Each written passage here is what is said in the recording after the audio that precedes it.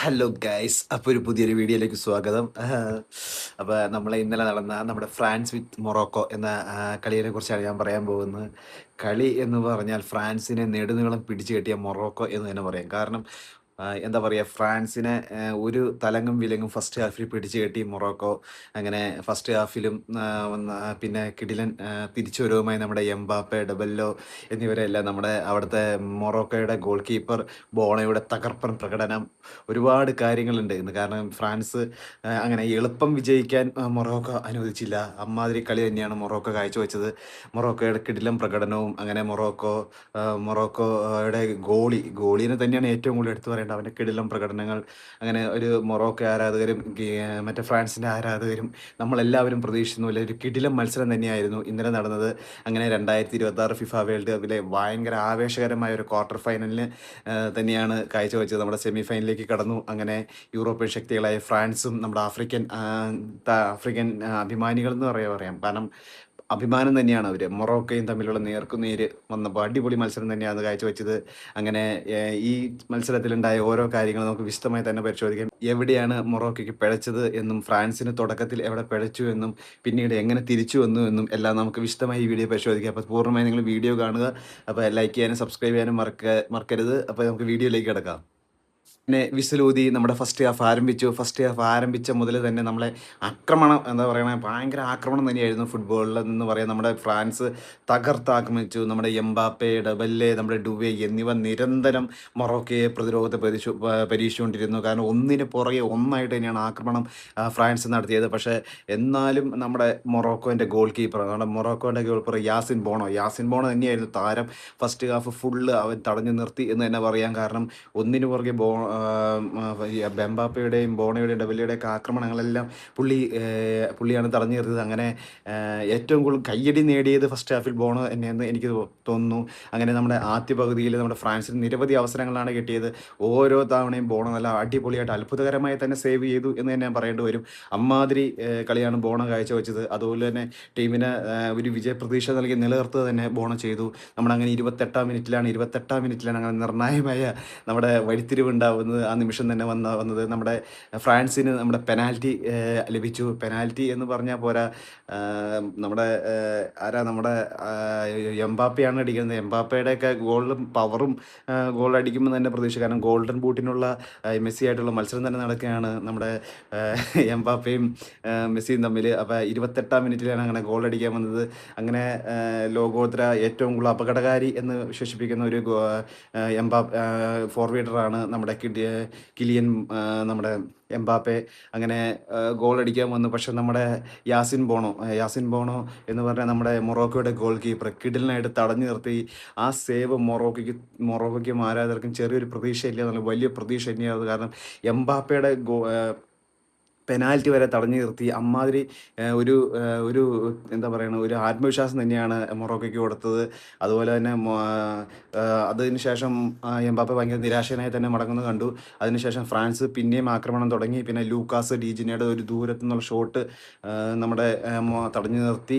നമ്മുടെ ബോണം തടഞ്ഞു നിർത്തി. അങ്ങനെ ഭയങ്കരമായിട്ട് ബോണം നിറഞ്ഞാടിയ ഒരു ഫസ്റ്റ് ഹാഫ് തന്നെയായിരുന്നു. അങ്ങനെ 0-0 നമ്മുടെ ഫസ്റ്റ് ഹാഫ് അവസാനിച്ചു. അങ്ങനെ മൊറോക്കോയുടെ പ്രതിരോധം തന്നെയാണ് മികച്ച പ്രകടനം കാഴ്ചവെച്ചത്. അങ്ങനെ ഫ്രാൻസ് തുടർച്ചയായി സമ്മർദ്ദം സൃഷ്ടിക്കുമ്പോഴും മൊറോക്കോ പ്രതിരോധവും മൊറോക്കോയുടെ ഗോൾ കീപ്പറും മികച്ച രീതിയിൽ തന്നെ അവരെ പ്രതിരോധിച്ചുകൊണ്ടിരുന്നു. അങ്ങനെ ഫസ്റ്റ് ഹാഫ് അവസാനിച്ചു. 0-0 അവസാനിച്ചു.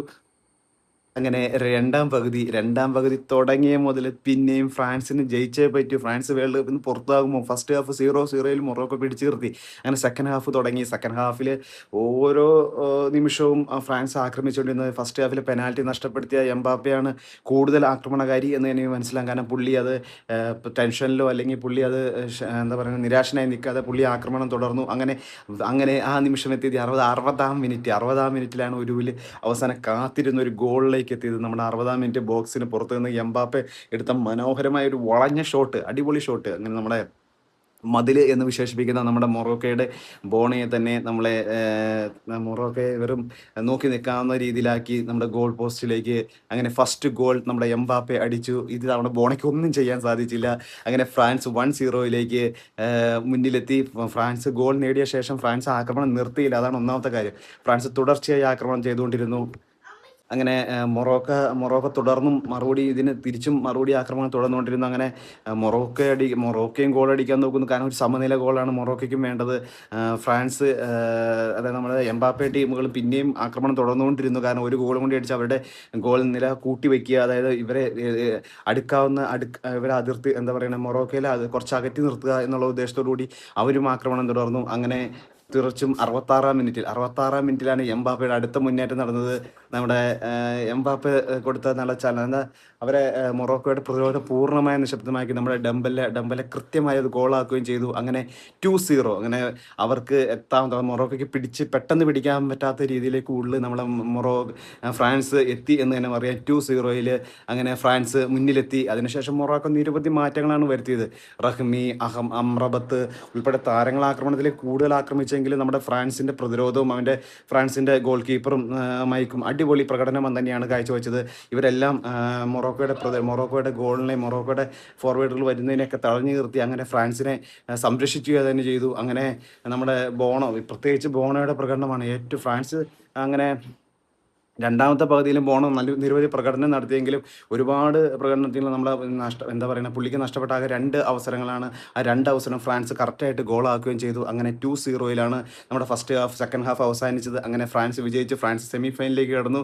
അങ്ങനെ മൊറോക്കോ എന്ന പ്രതിരോധം വലിയൊരു മതിലിനെ മറികടന്ന് ഫ്രാൻസ് 2-0 വഴി നമ്മുടെ സെമി ഫൈനലിലേക്ക് കടക്കുകയാണ് ഉണ്ടായത്. അങ്ങനെ ഈ കളിയെക്കുറിച്ച് പറയുകയാണെങ്കിൽ മെയിനായിട്ട് ബോണോയുടെ പ്രകടനം തന്നെയാണ്.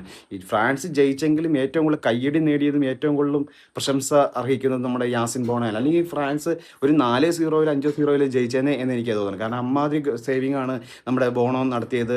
നിരവധി എംബാപ്പയുടെ പെനാൽറ്റി സേവ്, നിരവധി 1-on-1 സേവുകൾ, ബോക്സിനുള്ളിൽ എന്താ പറയുക, ഒരു ബോക്സിനുള്ളിലേക്ക് വന്നാൽ അവർക്ക് അതിൻ്റെ ഗോളിലേക്ക് അടിക്കാൻ പറ്റാത്തൊരവസ്ഥ തന്നെയാണ് ബോണോ എന്നുള്ള പ്രതിരോധം ഒരു മതിലവിടെ നിന്നത് എന്നാണ് എനിക്ക് തോന്നുന്നത്. ലോകോത്തര എല്ലാ ഫോർവേഡുകളെയും നിശബ്ദമാക്കിക്കൊണ്ടാണ് ബോണോ പ്രയോഗിച്ചത്. അങ്ങനെ 2 ഗോൾ വഴങ്ങിയെങ്കിലും ബോണോയുടെ പ്രകടനം അത് വളരെ വളരെ മികച്ചതായിരുന്നു.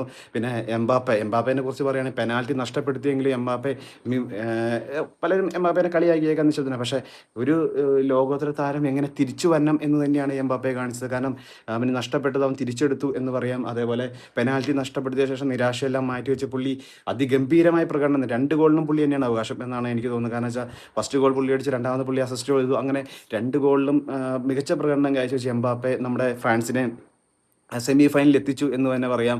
ഇപ്പോൾ നല്ല നിർണായക നിമിഷം എന്ന് പറയും 28-ാം മിനിറ്റിലെ നമ്മുടെ പെനാൽറ്റി സേവ് ഉണ്ട്. പിന്നെ ആദ്യ പകുതി 0-0 അവസാനിച്ചു. പിന്നെ നമ്മുടെ 60-ാം മിനിറ്റിൽ എംബാപ്പയുടെ ഗോൾ, 66-ാം മിനിറ്റ് ഡെബല്ലിയുടെ ഗോൾ. അങ്ങനെ ഫ്രാൻസ് 2-0 വിജയിച്ചു. അങ്ങനെ സെമി ഫൈനലിലാണ് നമ്മുടെ ഫ്രാൻസ് എത്തിയിരിക്കുന്നത്. ഫ്രാൻസ് ചിലപ്പോൾ സെമി ഫൈനൽ നമ്മുടെ സ്പെയിനോ ബെൽജിയം ആയിരിക്കും. ആ കളി ഇന്നറിയാം നമുക്ക് അത് ആരാധിക്കണമെന്ന്. അങ്ങനെ മൊറോക്കോ തോറ്റെങ്കിൽ ഏറ്റവും കൂടുതൽ കയ്യടി നേടിക്കൊണ്ട് തന്നെയാണ് അവർ മടങ്ങിയിരിക്കുന്നത്. അങ്ങനെ എംബാപ്പയുടെ നല്ലൊരു തിരിച്ചുവരവും ഡെബല്ലയുടെ ഫിനിഷിങ്ങും മികച്ച പ്രകടനവും എല്ലാമായി ഫ്രാൻസ് സെമി ഫൈനലിൽ എത്തിയിരിക്കുകയാണ്.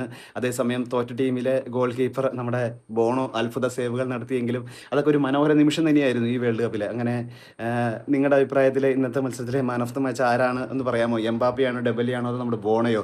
ഒക്കെ നിങ്ങളുടെ അഭിപ്രായം കമൻറ്റിൽ രേഖപ്പെടുത്തുക. അപ്പോൾ വീഡിയോ ഇഷ്ടമായെങ്കിൽ ലൈക്ക് ചെയ്യുക, സബ്സ്ക്രൈബ് ചെയ്യുക. അപ്പോൾ പുതിയൊരു വീഡിയോയുമായി പിന്നെ കാണാം. Okay, by.